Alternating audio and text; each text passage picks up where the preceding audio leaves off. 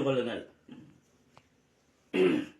அந்த கமலஹாசன் படத்தில் சொல்லுவாங்கல்ல, அதுபோல் பாவாடை நாடா கோப்பது எப்படி தெரிந்து கொள்ளுங்கள். இது மாதிரி ஒரு பாக்ஸில் நாடாவை கோத்துக்கொண்டு, சைக்கிள் பாக்ஸில் பாவாடை நாடாவை கோத்துக்கொண்டு ஒரு சிறிய வினாடிகளில் கோத்து விடலாம்.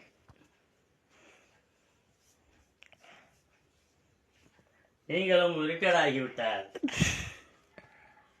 இது மாதிரி பொழுது போவது எப்படி என்று என்னிடம் கேட்டு தெரிந்து கொள்ளுங்கள்.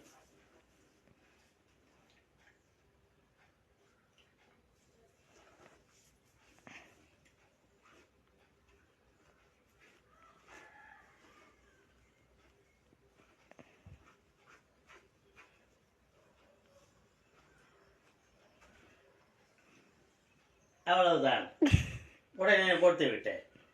இதுதான் அந்த தொழில் ரகசியம். நன்றாக தெரிந்து கொள்ளுங்கள். பாவாடை நாடா கோப்பது எப்படி இப்படியே தெரிந்து கொள்ளுங்கள்.